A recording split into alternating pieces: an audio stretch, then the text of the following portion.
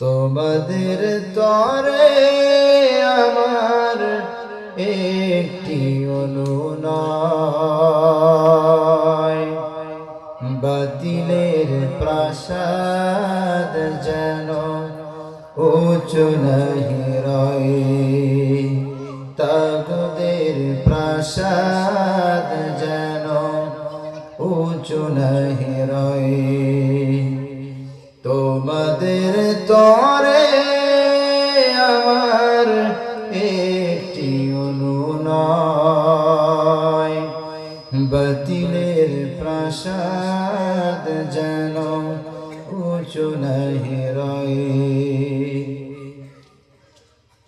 আমি চলে যাব হয়তো আগে, বিজয়ের পাবনা কোসাদ, ক্লান্ত দুটি চোখ দিয়ে তোমাদের দেখব জিহাদ, সেই জিহাদে বীরের বেশে ছিনিয়ে আনিবে বিজয়। তোমাদের তরে আমার একটি অনুনয়, বাতিলের প্রাসাদ যেন উঁচু নাহি রয়। জালিমের কারাগারে যদিও থাকি, থামিবে না কণ্ঠ আমার, তোমরা শুধু থাকবে অটল, রাজপথ করে অধিকার তোমাদেরই বিজয় দেখে শান্তি পাবে হৃদয়। তোমাদের তরে আমার একটি অনুনয়, বাতিলের প্রাসাদ যেন উঁচু নাহি রয়, তাগুদের প্রাসাদ যেন উঁচু নাহি রয়। আলহামদুলিল্লাহ। দেখুন এই মাহফিলটা এটি একটি জান্নাতের বাগান, বার্ড অফ হেভেন, যেখানে কোরআনের কথা হয়। এই জায়গাটা হলো স্বয়ং আল্লাহ তাআলা এই জায়গার ভিতরে রহমত দিয়ে বরকত দিয়ে ভরপুর করে দেন। সকলে বলি সুবহানাল্লাহ। আল্লাহ রাব্বুল আলামিন তিনি বলছেন, ইযা কুরিআল কুরআনু ফাসতামিউ লাহু ওয়া আনসিতু লাআল্লাকুম তুরহামুন। যেখানে কোরআনের কথা হয়, কোরআনের বয়ান হয়, কোরআনের এই মাজলিসে তোমরা সকলে চুপ করে বসে থাকবে, তাহলে মহান আল্লাহ রাব্বুল আলামিনের পক্ষ থেকে তোমাদের উপরে বৃষ্টির ন্যায় রহমত বর্ষণ হতে থাকবে। জোরে বলুন সুবহানাল্লাহ। এই জায়গাটা আমরা হয়তো দেখতে পাচ্ছি না, কিন্তু আল্লাহ তাআলার রহমত আমাদের উপরে নাযিল হচ্ছে, বর্ষণ হচ্ছে। ফেরেশতারা আমাদেরকে ক্যামেরার মাধ্যমে ভিডিও করছে যে কারা কারা এই মাহফিলে বসে আছে। এমনও তো হতে পারে কিয়ামতের কঠিন মুসিবতের সময় এই মাহফিলে বসার কারণে, কোরআনের কথা শোনার কারণে হয়তো আল্লাহ তাআলা আমাদের জীবনের সব গুনাহগুলিকে মাফ করে দিয়ে আমাদেরকে জান্নাত দান করতে পারেন, ঠিক কি না? আমরা মহাগ্রন্থ আল কোরআন থেকে যে কয়েকটা আয়াত তেলাওয়াত করেছি, সেই আয়াতের দিকে আমরা চলে যাচ্ছি। আমরা সকলে জবান খুলে শয়তানের ওয়াসওয়াসা থেকে পানাহ চেয়ে ভূমিকায় না যেয়ে আমরা মূল আলোচনায় চলে যাচ্ছি। আমরা সকলে জবান খুলে পড়ছি, আউযু বিল্লাহি মিনাশ শাইতানির রাজিম, বিসমিল্লাহির রহমানির রহিম ইয়া আইয়ুহাল্লাযীনা আমানু হাল আদুল্লুকুম আলা তিজারাতিন তুনজিকুম মিন আযাবিন আলীম তু'মিনুনা বিল্লাহি ওয়া রাসূলিহি ওয়া তুজাহিদুনা ফি সাবিলিল্লাহি বিআমওয়ালিকুম ওয়া আনফুসিকুম যালিকুম খায়রুল লাকুম ইন কুনতুম তা'লামুন। আল্লাহ রাব্বুল আলামিন তিনি বলছেন, হে ঈমানদারেরা, আমি কি তোমাদের এমন একটি ব্যবসার কথা বলে দেব না, যেই ব্যবসা যদি তোমরা করতে পারো তাহলে জাহান্নামের কঠিন যন্ত্রণাদায়ক শাস্তি থেকে তোমরা নাজাত পেয়ে যাবে। জোরে কোন সুবহানাল্লাহ। যেই ব্যবসায় কোনো লস নাই, কোনো লোকসান নাই, শুধু লাভ আর লাভ। আল্লাহ রাব্বুল আলামিন কোরআনের আয়াতের মধ্যে তিনি সেই ব্যবসার কথা আমাদেরকে জানায় দিলেন। এই আয়াত কোন সময় নাযিল হয়, এই সূরা কোন সময় নাযিল করলেন আল্লাহ রাব্বুল আলামিন? সাহাবায়ে কেরামরা একে অপরের সঙ্গে আলোচনা করছেন। মহান আল্লাহ রাব্বুল আলামিনের কাছে সবচাইতে উত্তম আমল কোনটি যদি আমরা সাহাবারা জানতে পারতাম, তাহলে আমাদের ধন সম্পদ সবকিছু বিসর্জন দিয়ে হলেও সেই আমলগুলি করবার চেষ্টা করতাম। জোরে কোন সুবহানাল্লাহ। মহান আল্লাহ রাব্বুল আলামিন সাহাবায়ে কেরামদের এই কথোপকথন ফেরেশতা জিবরিল আমিনের মাধ্যমে জনাবে মুহাম্মদুর রাসূলুল্লাহ সাল্লাল্লাহু আলাইহি ওয়াসাল্লামের কাছে পাঠিয়ে দিলেন। এমন মুহূর্তে আল্লাহ রাব্বুল আলামিন আরশে আজিম থেকে জিবরিল আমিনের মাধ্যমে কোরআনের আয়াত নাযিল করলেন এবং বিশ্ব নবীকে জানায় দিলেন, নবী হে, আপনার সাহাবারা যে প্রশ্ন করছে একে অপরের সঙ্গে সবচাইতে উত্তম আমল কোনটি যদি জানতাম, আমাদের ধন সম্পদ জায়গা জমি সবকিছু বিক্রয় করে হলেও বিসর্জন দিয়ে হলেও সেই আমল করবার চেষ্টা করতাম। হে নবী, আপনি বলে দিন তাদের জন্য উত্তম আমল হলো এইটি।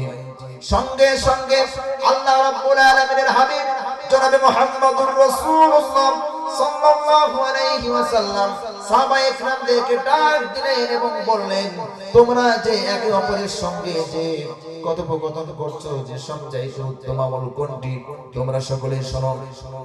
কেবলমাত্র আল্লাহ রাব্বুল আলামিন আমার কাছে ওহী পাঠায়েছেন। তুমিনুনা বিল্লাহি ওয়া রাসূলিহি ওয়া তুজাহিদুনা ফি সাবিলিল্লাহি বিআমওয়ালিকুম ওয়া আনফুসিকুম যালিকুম খায়রুল লাকুম ইন কুনতুম তা'লামুন। চিৎকার দিয়ে বলুন আল্লাহু আকবার।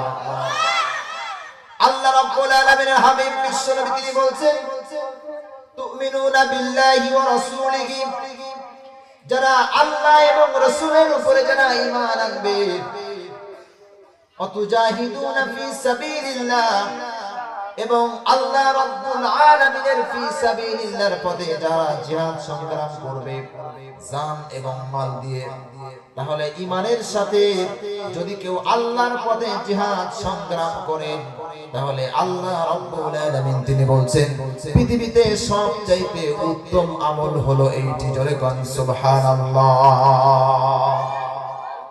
ঈমানদারদের জন্য সবচেয়ে উত্তম আমল হলো এটি যে আল্লাহর রাস্তায় জিহাদ করা, ঈমানের সাথে জান এবং মাল এর কুরবানি করে। আল্লাহ রাব্বুল আলামিন অন্যত্র তিনি বলছেন, ইন্নাল্লাহা আশতারা মিনাল মুমিনিনা আনফুসাহুম ওয়া আমওয়ালাহুম বিআন্না লাহুমুল জান্নাহ আমি আল্লাহ রাব্বুল আলামিন মুমিনদের জান এবং মালের বিনিময়ে আমি জান্নাত বিক্রয় করে দিয়েছি মুমিনদের কাছে। কিসের বিনিময়ে? আমাদের জান এবং মালের বিনিময়ে আল্লাহ রাব্বুল আলামিন আমাদেরকে জান্নাত বিক্রয় করে দিয়েছেন। জোরে বলুন সুবহানাল্লাহ। তাহলে মূল প্রথম শর্ত হলো তুমিনুনা বিল্লাহি ওয়া রাসূলিহি, আল্লাহর উপরে এবং বিশ্ব নবীর উপরে ঈমান থাকতে হবে। ঈমান বাদে কোনো আমল আমার আপনার জন্য মহান রবের কাছে গ্রহণযোগ্যতা লাভ করতে পারে না। মূল শর্তই হলো প্রথম তার ঈমান থাকতে হবে। আমরা সকলেই মহান আল্লাহ রাব্বুল আলামিনের কাছে আমরা ঈমান এনেছি। আমরা বলেছি আমানতু বিল্লাহি ওয়া মালাইকাতিহি ওয়া কুতুবিহি ওয়া রুসুলিহি ওয়াল ইয়াউমিল আখির ওয়াল কদরি খায়রিহি ওয়া শাররিহি মিনাল্লাহি তাআলা ওয়াল বা'সি বা'দাল মাউত। আমরা ঈমান এনেছি আল্লাহর উপরে, আমরা ঈমান এনেছি ফেরেশতাদের উপরে, আমরা ঈমান এনেছি সমস্ত আসমানি কিতাবের উপরে, আমরা ঈমান এনেছি সমস্ত নবী রাসূলদের উপরে, এবং আমরা ঈমান এনেছি আমাদের তকদিরে, ভাগ্যে ভালো মন্দ যা কিছু হবে সব কিছু করার মালিক কে? আসতে বলবেন না, আমাদের যা কিছু হবে তকদিরের মালিক কে? আল্লাহ রাব্বুল আলামিন। কোন বাবার দরবারে যাওয়া যাবে না, কোন গণকের কাছে যাওয়া যাবে না, কোন জাদুকরের কাছে যে হাত দেখানো যাবে না যে আমার তকদিরে কি আছে বলে দেন বাবা। যদিও এরকম এই বাবার দরবার বা এই জাতীয় পীর ভণ্ড পীর আপনাদের এলাকায় নাই, আছে নাকি? আছে নাকি? আপনার বাবার দরবার যান নাকি? অনেকে গান করে, কথা কয় না, অনেকে গান করে। গনিশা বাবা আল্লাহর আউলিয়া বাবা খুল্লা খান্দিতে রইলা ঘুমায়া বাবা খুল্লা খান্দিতে রইলা ঘুমায়া। মহান আল্লাহ রাব্বুল আলামিনের সেই জায়গায় তাদের বাবাকে বসায় দিয়েছে। বাবাকে মনে করে সব কিছু দেওয়ার মালিক, আমার হায়াত, মওত, আমার সম্পদ, আমার সন্তান, যা কিছু প্রয়োজন সব কিছু আমার বাবা দিবে।